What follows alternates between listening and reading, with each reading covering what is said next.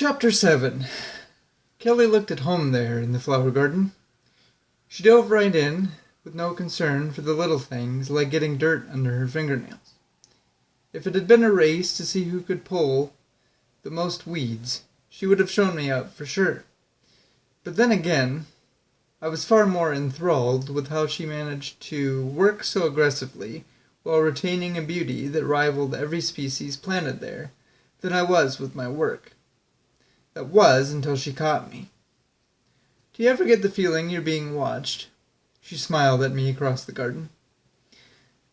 I did my best not to make eye contact and pretend to be busy, but that didn't stop her questioning. Are you going to say something, or just keep staring at me? I wasn't staring, I replied nervously, fiddling with a weed between my fingers. This was met with laughter. You really expect me to believe that? I wasn't staring, I repeated more sternly, looking at her this time. All right, cowboy, take it easy. It's nothing to be embarrassed about, she replied, which I assumed was her attempt at avoiding trouble. Rather than diffusing the situation, however, it only escalated as I became defensive. I'm not embarrassed, I just never seen a girl before, Kelli finished. Of course I have. I barked, my frustration starting to show. Oh, so you just never talked to them, she countered. I do so. I stopped, suddenly, as my thought petered away. It was about this time that I noticed a witty smile come across Kelly's face, and realized that she had been giving me the business the whole time. Her attempt at calming me was false, a clever way of egging me on to expose a weakness that played directly into her hand. It was hard to be mad at the joy she got from exploiting my foolishness, but before I could form a halfway decent rebuttal to her trickery, a small white shape unexpectedly hopped into the conversation. Situated over Kelly's shoulder was a mustached rabbit. As curious as that may sound, I swear the whiskers on either side of his face were bent at the end, resembling a handlebar mustache. He certainly was an odd-looking animal. He must have had the same opinion of me with the way he pointed his ears and cocked his head. Okay, now you are definitely staring, Kelli exclaimed, unaware there was a new friend twitching his nose behind her. When her statement failed to alter my behavior, she traced my gaze and startled the rabbit so that she turned around just in time to watch a fluffy tail sprint for cover. Dang it, you scared him away, I yelled as he disappeared in the dense foliage that bordered the yard. It's just a cute little rabbit. What's so special about him? She asked in confusion. Nothing, really, I answered while trying to get back to work. I just think we've met before. And did he run away from you then, too? She inquired, suppressing a sympathetic-sounding giggle. I must have looked extra pitiful when I nodded, because it took no time at all for her to jump up and wipe the dirt from her knees. I want to show you something. Puzzled, I questioned, what about the garden? Nonchalantly, she walked away from me and expected me to follow, teasing mid-stride. I'll finish it later. But if you worked as hard as you're procrastinating right now, I wouldn't have to. Her valid point made me grumble, but the joke it was presented in made me chuckle to myself and shake my head before grabbing my bag and tailing her toward the loch. Kelli was already sitting on the bench by the water by the time I caught up. She was beckoning me to sit next to her. As any boy would, in that circumstance, I got fidgety, and the one-on-one aspect that nature provides made it worse. So, what are we looking at here? I asked, feeling the sweat build up again. It hasn't come yet. she answered, in a hushed and patient tone. Only one of us knowing what we're looking for makes it difficult to be of any use, in case anyone is wondering. But I did my best to spot anything that would explain why we were there. Minutes of watching the breeze move through the trees and listening to the water lightly touch the shore brought up nothing, and I was about to give up the search when something flew overhead and found me. It was a little bird, a Bohemian waxwing, as I would later learn. I figured out this was what Kelli wanted to find when she started talking to it as soon as it perched. "Hello, Grandad. How's the weather up there?" she asked lovingly as the bird ate a berry from high up on the branch. I didn't mean to give her the strange look that I did, but fortunately she chose to clarify rather than get offended. That was his favorite type of bird. It started nesting here not too long after he passed. I like to think that it's him coming back to keep an eye on us. Is that silly? That's not silly at all, I said comfortingly. I felt like a huge jerk. So I let her whistle back and forth with the bird until my impatience got the better of me. Don't you think we should get back to weeding? Shh! The show's just getting started. Look, she whispered while grabbing my hand. Almost instantaneously, the loch came alive, and Mother Nature's circus began. One by one, animals of all shapes and sizes paraded themselves in front of us. The world was truly a stage, and that little waxwing was the ringmaster, orchestrating the spectacular and wondrous everywhere you looked. The first act to be spotted were some river otter pups, chasing one another and wrestling under the close supervision of their mother. Next, off to the side, where the yard was a bit more sandy and barren, we saw a couple of sets of big yellow eyes belonging to some burrowing owls that were watching us intently from their home. From there, our eyes traveled upward and found a porcupine in a tree, sleeping off a long night of eating berries and tree bark. Occupied with this, we almost missed a badger trotting through taller grass, no doubt hunting for a meal. His walk was accompanied by the sound of a great blue heron walking a tightrope through the water, the glare of which nearly hid the likes of a red fox and white-tailed buck that were shy but still wanted to be a part of the performance.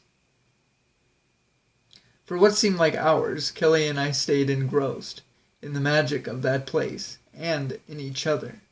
Now, some of you might send the white coats after me for this next part. But what if it wasn't so absurd to think that that bird could be her granddad? Wouldn't you find it too coincidental to be there with his granddaughter surrounded by wildlife that thought it was normal to be so close to humans? I mean, it's entirely possible that Kelli knew something I didn't. But I think it runs deeper than that. What if he did this? What if he somehow felt the connection I had with his photographs in the study and wanted me to experience it firsthand? There it was, in the animals, the loch, in Kelli. This was worth sharing and cherishing, just like he would have wanted. I felt it and understood. So I reluctantly took my hand from Kelli's and reached into my bag. "What are you doing?" she asked when she saw me working with paper and pencil. "Sketching," I said with an amount of focus. All of this is incredible. Lottie would love it." "And who's Lottie?" she asked immediately, wanting to be clued in. "Oh, she's my little sister. I write and illustrate books for her sometimes. She loves animals. She's got this turtle at home that she saved from the side of the road. She's not supposed to keep it, but it's her best friend now." "Cute," she replied with an adoring smile. With her head on my shoulder, she watched me fill page after page with drawings of the animals. But every time she looked away to watch my models, I'd sneakily flip the page and work on a portrait of her. "Is that me?" She exclaimed when she noticed. Smoothly and with a smirk, I replied, "That depends. Do you like it?" "I do," she said, while taking it out of my hands. But why would your sister want a drawing of me?" "I never said she did," I fired back. "Did you ever stop to think that maybe your beauty just inspired, and I wanted to draw you?" "Ha! Maybe you do know how to talk to girls, after all," she replied. I could tell my compliment had hit its target, but she didn't want me to know. What I didn't see, however, was that she had spotted the extra pair of clothes in my bag. "Hey, want to see something really beautiful?" "Sure," I answered tentatively, unaware where this was going. Apparently, that was her cue word to spring up from the bench and start disrobing, unveiling a one-piece sailor bathing suit within seconds. "Let's go for a swim." "Now? But we have work to do. Plus, the clothes I've got on aren't exactly waterproof," I said, feeling clever. "I already saw the spare clothes you have in your bag, so that, my good sir, is no excuse," she responded as she took her hair down. Once again, all I could do was chuckle and shake my head at the fact that her persistence had painted me into a corner. So, with my only way out being through, or into in this case, I took off my socks and shoes and hatched the idea to chase Kelli into the water. The loch echoed with our laughter and splashes as we waded deeper and deeper. We stopped when it was up to our necks or so, and then we just sort of floated around. "There, I'm in the water. Are you happy now?" I said, fighting the water that was hitting me in the mouth from our wake. "Oh, don't act like you didn't want to come," she replied, squinting her face. "I don't know what you were talking about," I replied sarcastically. "The whole reason I'm out here is because you insist on disrupting my work to show me things. Just try to keep up, will ya?" She rolled her eyes before diving. If she asks, you tell Kelli that she was a better swimmer than me and still is. It's almost impossible to keep up with her, but that's not integral to the story. Anyway, I had made up my mind that I had seen it all that day, and naively thought there was very little now that could shock me, although I'd soon find out that the last surprise that awaited me beneath the surface would test the limits of my ingenious theory. Visibility was crystal clear down there, making it easy to see a group of rock-like masses sitting on the bottom.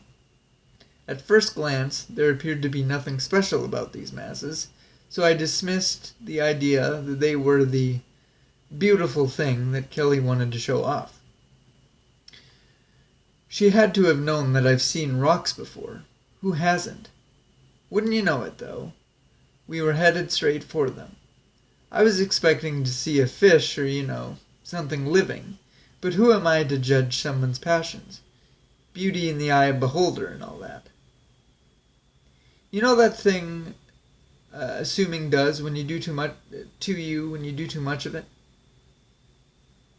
I'm not sure which was more idiotic, the assumption that the loch had run out of secrets that would affect me, or the assumption that we had come to the bottom of it on some sort of geology expedition.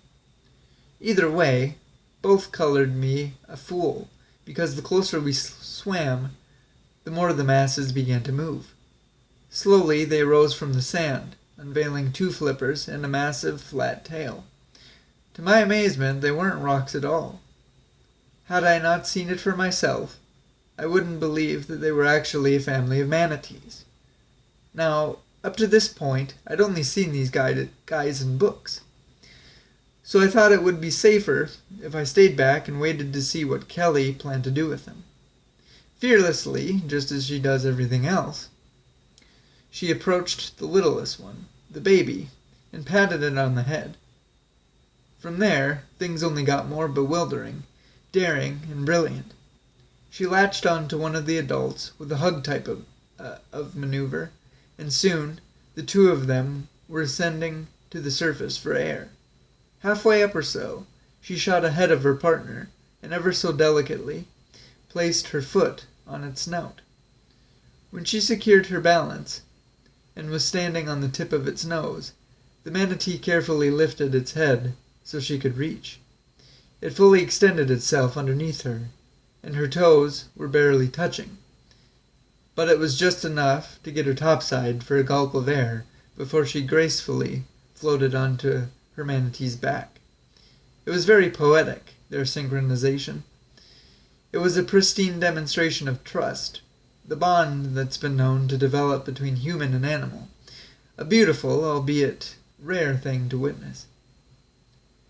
At about that time, the other adult looped around and was nudging me from behind to do the same thing. Get air, I mean.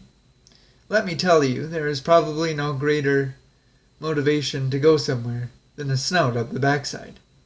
I felt like a bully, like a high school bully was hauling me by a wedgie.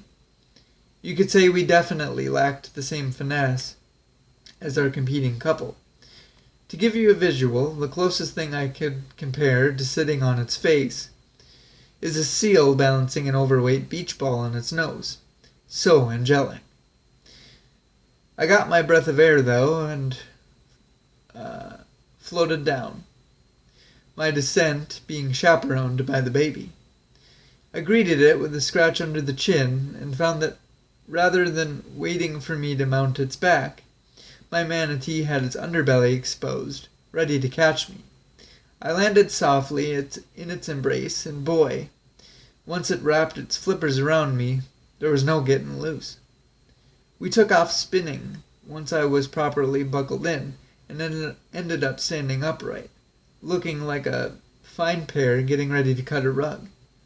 I'm not much of a dancer, but I'd wager that if you were to set this whole scene to some classical music, it might impress even the artsy type. Especially the part where I'm doing it with a 990-pound mammal underwater. Kelli was in the same position. By the way, that's how it ended. With a swipe of a flipper, we were sent twirling like tops, right past one another and onto the opposite manatee. This sparked a race between us to see who could get back to shore first. It's true these animals don't swim with blazing speed, but we were able to keep it tense. If she was telling the story, she'd have you believe that she edged me out at the end, but we stayed neck and neck pretty much the whole way. We stayed with our friends until we came to the exact spot where we dove in, said our goodbyes, and kicked off toward the surface. Kelli and I popped out of the water at the same time, so I guess the race ended in a tie. After we got our breath back, we laughed and laughed. To this day, I'm unsure whether we were laughing at or with each other, but it didn't matter. It was the only thing we could do to express what we just experienced.